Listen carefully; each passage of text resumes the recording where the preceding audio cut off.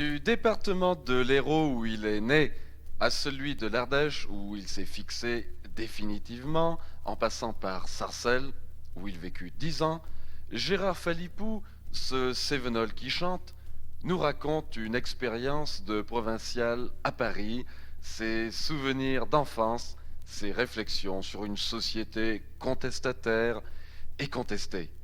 Tout ça avec une dent acérée, mais aussi de jolis clins d'œil, beaucoup d'humour et de poésie.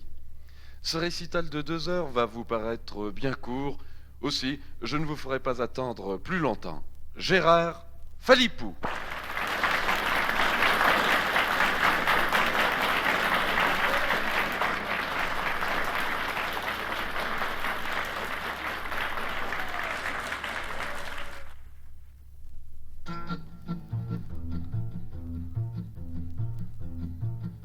Au cours d'une partie de pêche, la rivière m'a raconté l'histoire du petit galet.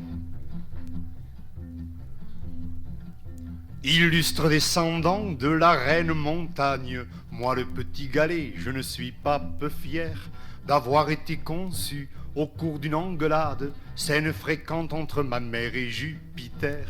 Ma maman dépourvue de tout paratonnerre, surprise par le coup de foudre de papa, fit front de son beau corps, mais un petit éclair, frappant son joli sein, la coucha d'un éclat. Je quittais ses parents terribles pour descendre dans la vallée, voir les cailloux civilisés. De ravins en ruisseaux, de ruisseaux en rivières, j'ai caché bien des truites et cassé bien des crins, avertissant ainsi mes jolis locataires qu'il était plus prudent de rester sur sa faim. Au passage parfois, une feuille de chêne me parlait des courants que j'ai connus plus haut. Il fredonnait pour moi les plus jolies rengaines quand il jouait à saute-mouton sur mon dos. Au fait, j'oubliais de te dire, ils font de nouvelles chansons pour la prochaine inondation. Poli, bien façonné, plein de belles manières, me voilà fait galet parmi d'autres milliers de galets bedonnants, parvenus et prospères, mais qui l'ont bien amer de se faire bétonner. Si les galets pouvaient remonter les rivières, bon nombre de copains seraient prêts comme moi à ricocher des nuits et des journées entières pour refaire à l'envers les bolides d'autrefois. Restez là-haut, mes petits frères, même si maman et papa s'entendent comme chien et chat. La la la la, ainsi me parlait la rivière, alors que j'étais accroché à un joli petit galet.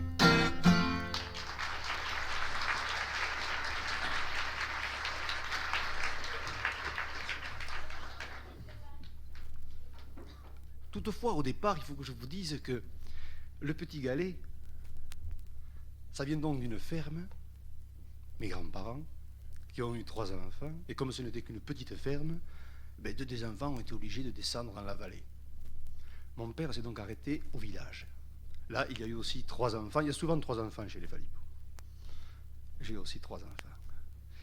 Et là, 2 ont dû quitter le village pour aller à la ville.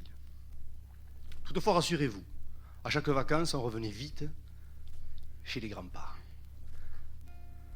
Là, l'hiver, grand-père et grand-mère invitaient les voisins de la ferme d'à côté et ils tapaient la belote tous les soirs. C'était les fameuses veillées.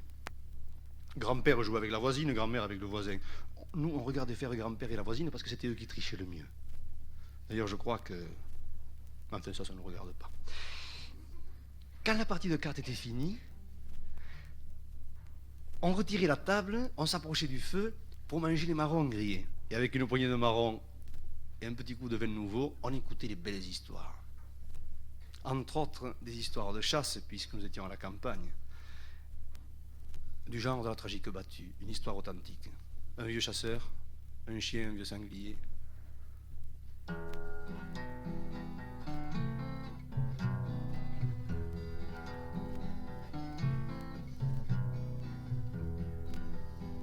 Combien de fois ai-je pleuré sur l'épaule de ma grand-mère. Lorsque grand-père à la veillée racontait la fin du vieux Pierre, blessé à mort le sanglier s'arrêta net dans la clairière, et en deux il a déchiré le fameux taillot du vieux Pierre.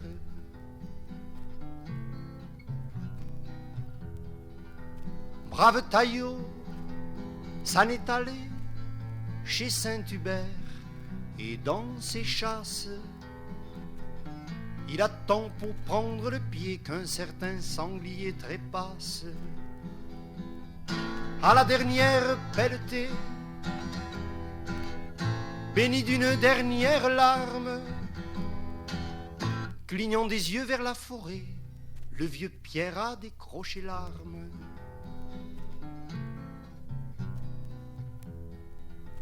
Aucun de nous s'est proposé pour accompagner le vieux Pierre.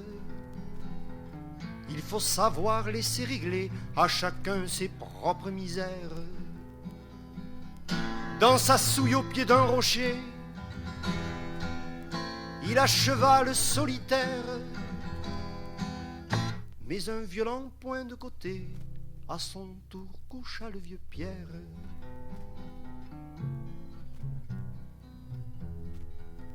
Pierre et Taillot sont réunis chez Saint-Hubert, et dans ses chasses, d'un sanglier au paradis continue de suivre la trace. Si l'un de vous se reconnaît dans le chien, le sanglier ou Pierre, qu'il sache qu'avec lui j'aurai plaisir à écluser un verre.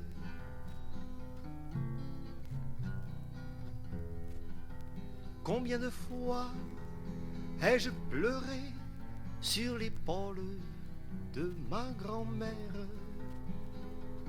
lorsque grand-père à la veillée racontait la fin du vieux Pierre.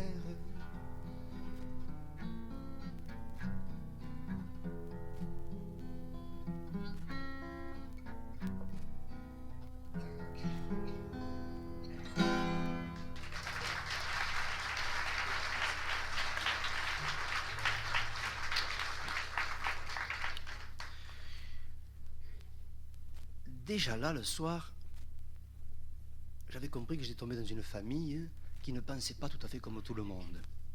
Tout ça parce que grand-mère nous obligeait le soir, avant d'aller au lit, à réciter une prière. Évidemment en occitan. Car je fais partie de ceux qui ont découvert l'occitan sur le tas, non pas en faculté. La faculté, je l'ai connue, non pas en tant qu'étudiant, ou en tant qu'enseignant, comme l'ont écrit certains journalistes dans leurs articles. Mais je suis parti à Paris comme technicien dans un laboratoire de recherche à la faculté de médecine. Et il n'y avait pas 2 ou 3 mois que j'étais là que, évidemment, papa n'a pas résisté à l'envie de venir voir le petit. Alors il débarque à la gare de Lyon, nous prenons le métro jusqu'à la gare du Nord pour prendre le train de banlieue pour Sarcelles. Et évidemment, c'était... et comment ça va là-bas, et comment ça va ici, et une chose et l'autre. Et au bout d'un moment, il me dit, mais qu'est-ce qu'on fait là? Et puis je dis, papa, j'attends que ce soit mon tour pour faire de la monnaie, pour prendre mon billet. Mais il n'y a pas de guichet, il me dit là-bas. Mais il n'y en a plus de guichet pour les banlieusards. On a remplacé les guichets par des machines. Ah bon? Nous faisons la queue. Je prends ma monnaie, et nous continuons à aborder du pays. Et puis il me dit, qu'est-ce que tu attends maintenant? Et puis maintenant, j'attends pour prendre mon billet. Et tu vas prendre ton billet à cette machine là-bas? Eh bien oui, je te l'ai dit. Ils ont remplacé les employés par des machines. Nous nous servons nous-mêmes. Ah, vous vous servez vous-même. Ah ben ça alors. Nous attendons notre tour. Je prends mon billet. Et nous remontons la queue. Bon, alors on y va cette fois-ci. Non, il dit, attends, maintenant, il faut que j'attende que ce soit mon tour pour poinçonner mon billet. Mais tu n'as pas de contrôleur, tu le vois bien. Mais c'est une poinçonneuse qu'il y a. Je vais poinçonner mon ticket moi-même. Ah, je crois que je comprends. Tu fais ta monnaie toi-même, tu prends ton billet toi-même, tu poinçonnes ton ticket toi-même. Alors il regarde un peu à droite, un peu à gauche, il se penche à mon oreille, il me dit, fais gaffe, petit, fais gaffe. Un jour, ils vont te faire pousser le train.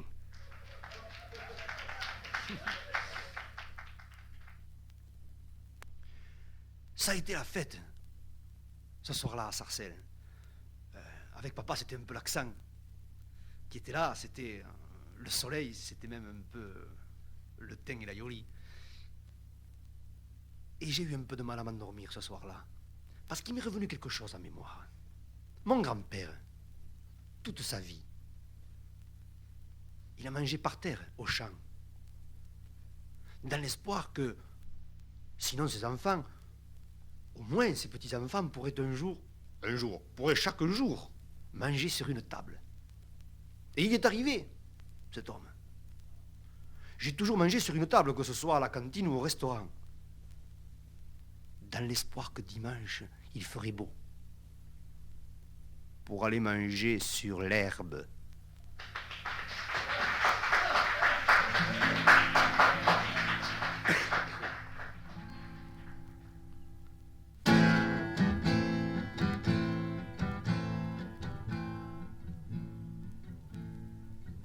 Un soir d'été survint la grêle, alors qu'ils attendaient la pluie. La récolte s'annonçait belle, un an, une heure, tout est fini. Père, crois-moi, il faut le faire, il faut oser nous séparer. Paris, ce n'est pas le bout de la terre, là-bas, y a pas de sinistrés. Et ils abandonnent leur terre pour un emploi de fonctionnaire. Lorsque tu recevras ma lettre, il y aura déjà 8 jours que pour une chambre au 7e, nous sommes concierges rue du Four. Père, il ne faut pas hocher la tête, cela ne doit pas nous séparer. Surtout n'en dis rien à grand-mère, tu vas voir, ça va s'arranger. Les voilà prêts à se priver pour 31 jours de congé. Et en vacances, ils nous reviennent au volant d'une torpedo qu'il dit à lui, qu'elle dit sienne, qui appartient au Crédit Auto. Père, crois-moi, il faut le faire, il te faudrait nous dépanner. 1 million, ce n'est pas une affaire, cette année tu es pas sinistré. Cerises, vendanges et marrons vont payer les réparations. Ils connaîtront la solitude au milieu de milliers de gens. Ils vont prendre des attitudes et renier leur bel accent. Et bien qu'ils n'aient que la trentaine, il leur tarde d'avoir vieilli. Obsédés par cette retraite faite d'un jardin au pays, bien sûr leur terre les attend, mais c'est souvent les pieds devant. S'il arrivait qu'un de vos frères, gagné par le mal de Paris, pour quelque sombre ministère, veuille quitter ce cher midi, dites-lui de passer ici, bien franchement, nous lui dirions. Pourquoi après 10 ans de Paris, nous on a choisi les moutons? Et s'il quitte encore le pays, il nous faudra prier pour lui, pour lui.